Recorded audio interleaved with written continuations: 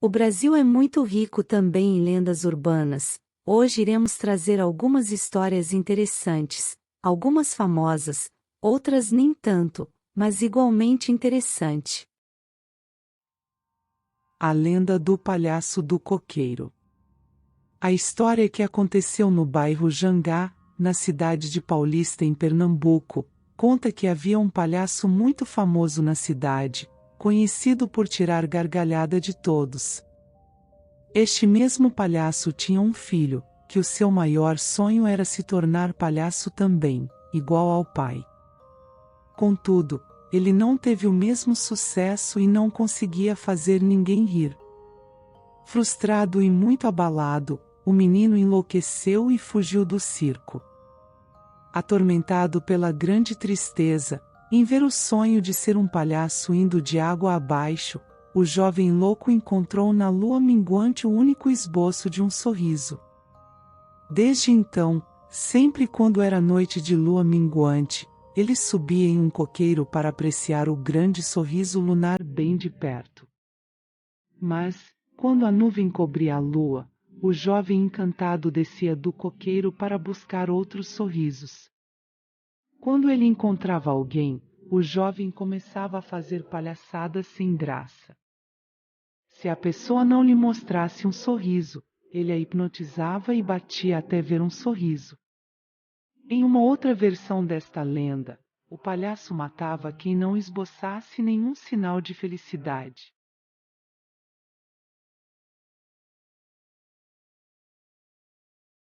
A mão fina. A lenda da mão fina era usada no Nordeste para disciplinar crianças que faziam pirraça. A lenda diz que a mão fina de uma criança amaldiçoada por ter sido muito sem educação e maltratar os pais durante a vida, viria por baixo da brecha da porta a puxar o pé das crianças e até arranhá-las. Bastaria uma pirraça por parte da criança para que a mão fina viesse atacar. A carroça sem cavalo.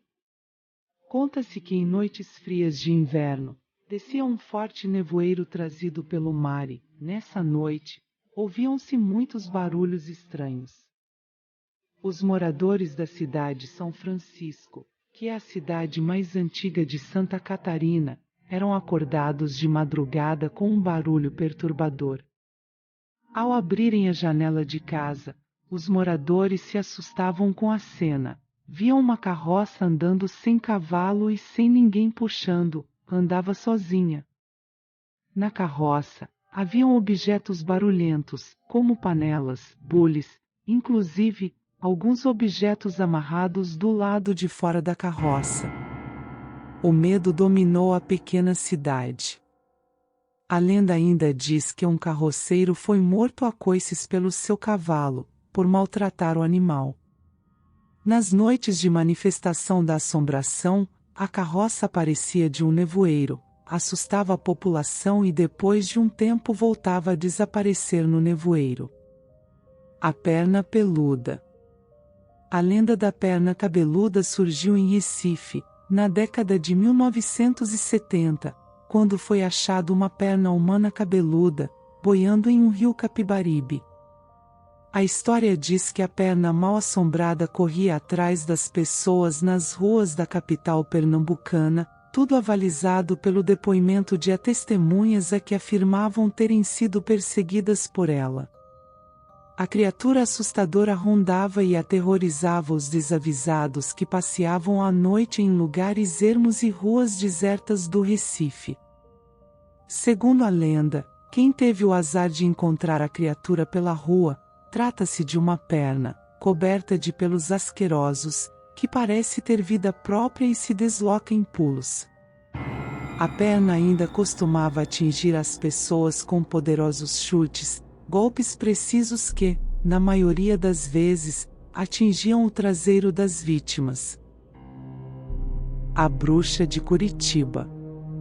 No século XIX, um navio cheio de italianos atracou em Paranaguá, no litoral de Paraná. A maioria dos imigrantes foi para Curitiba para trabalhar na lavoura. Assim, parte dos imigrantes, montou um bairro chamado a Santa Felicidade. Havia uma moça chamada Constantina e a sua mãe, Dona Lola. Lola sempre bradava para a filha: você precisa se preparar para a feitiçaria. Afinal, você é uma strega, bruxa de descendência italiana. Nunca se esqueça, ninguém se torna uma strega, pois isto precisa ser um dom de nascença e este é o seu destino. Porque o castigo de uma strega que nega o seu dom é ser moça de dia e se transformar em idosa à noite. Constantina não queria ser uma feiticeira, pois achava que uma bruxa era coisa do mal. Ela notava que era diferente das outras meninas, pois ela falava com falecidos, tinha sonhos sobrenaturais, premonições e muita vontade de curar as pessoas. Mas, quando a sua mãe a convidava para ir ao cemitério para aprender rituais, a garota sempre torcia o nariz. Uma certa noite, Dona Lola levou a filha ao cemitério para arrancar defuntos dos túmulos. Constantina ficou tão assustada, que ela saiu correndo e fugiu de casa. A menina andou tanto, que ela foi parar num lugar que hoje é chamado de Campo Largo, localizado na região metropolitana de Curitiba. Numa floresta, ela encontrou uma casinha abandonada, onde ela descobriu ervas que curam. Naquele lugar, ela socorreu uma idosa que havia quebrado o braço, com chás e orações. A partir do fato, os moradores da região começaram a frequentar a casa de Constantina. Porém, sempre quando alguém chegava na casa à noite, não via a presença da menina, mas sim de uma idosa que sempre afirmava que a garotinha tinha saído. Mas as pessoas também notaram que quando procuravam Constantina de dia, a menina sempre estava lá, mas não havia nem rastro da idosa na casa. Um certo dia, por volta das 18 horas, um menino chamado Zé foi buscar ajuda de Constantina para sua mãe doente. Então ele colocou a cabeça na janela e viu a garotinha virar uma velha. O menino saiu correndo, assustado, e contou para todos. Sedutora da curva. Um homem estava indo para casa tarde da noite quando não tinha mais ônibus circulando na região. Ele tinha ingerido álcool um pouco além da conta. Mesmo com a visão um pouco embaçada, ele conseguiu enxergar uma mulher na curva. Ela era linda, loira e muito atraente. A mulher se aproximou do sujeito e perguntou se ele tinha um cigarro. O homem disse que não, mas a conversa não parou por aí. Depois de uma longa conversa, pintou um clima de paquera e o desavisado senhor passou a mão na perna dela. Ele percebeu que ela era magra demais, na verdade, só tinha osso. O homem olhou bem mais de perto o rosto da mulher e viu uma caveira. Desesperado, ele saiu correndo e só parou na porta de casa. A mulher emparedada. Jaime Favaz era dono de uma loja que funcionava no térreo do sobrado na Rua Nova, em um endereço nobre do Recife. Ele era um homem muito grosseiro e vingativo. Um dia, Jaime descobriu que Clotilde, a única filha, tinha engravidado de um homem sedutor chamado Leandro. Para completar a confusão, ele descobriu que Leandro era amante de sua esposa, Josefina. Jaime manda matar o amante, Josefina enlouquece e ele tenta casar a filha com um sobrinho. Como o rapaz não aceitou, ele colocou a filha num macabro castigo, a amarrou com cordas, cobriu com lençóis brancos e a colocou em um banheiro do sobrado. Com a ajuda de um comparsa, Jaime forçou um pedreiro a fechar a porta do banheiro com tijolos. Após passar 3 anos em Portugal, Jaime voltou para o Brasil para morar em cima do sobrado, onde colocou a filha emparedada. O casarão era atormentado por gemidos tenebrosos e por figura branca e vaporosa da filha. Até hoje, testemunhas garantem ter visto a aparição num prédio comercial da Rua Nova. No mesmo local, ocorriam fenômenos inexplicáveis, como móveis sendo arrastados por mãos invisíveis, soturnas batidas nas paredes, além de ser ouvido um choro lamentoso que seria da emparedada. O fantasma de Teresa Bicuda. Teresa Bicuda era uma moça malvada, que maltratava a mãe de todas as formas. Colocava a idosa para mendigar na rua, batia nela e a humilhava. A maldade chegou no extremo. Teresa colocou um freio de cavalo na boca da mãe, montou nela e saiu cavalgando-a em frente de todos que passavam na rua. A pobre mulher morreu, mas, antes, excomungou a filha desnaturada. No meio de religiosos e de extrema moralidade da antiga vila de Jaraguá, Teresa Bicuda era uma aberração social. Descrente, nunca visitava uma igreja. Quando passava em frente de alguma, virava o rosto e praguejava baixinho. Trabalhava aos domingos, para que o povo visse que não respeitava as tradições eclesiásticas. Um dia, Teresa morreu. Ela foi enterrada na capelinha do Rosário, sem cerimônia preliminar. Nenhuma lágrima surgiu de algum olho. Por 3 noites consecutivas, ao soar da meia-noite, a população ouvia medrosa os gritos que soltava Teresa pedindo que retirassem o seu corpo de dentro da capelinha. À meia-noite em ponto, ela saía do túmulo e percorria as ruas quietas da vila, gritando desesperadamente. Os moradores viam um imenso vulto branco correndo, deixando cair das suas vestes sujas, línguas de fogo, que enchiam o ar de cheiro desagradável de enxofre. O povo quis pôr um fim ao sofrimento. Eles exumaram Teresa Bicuda e levaram o corpo, já em vermes, para a Serra de Jaraguá. Em um lugar pedregoso a jogaram.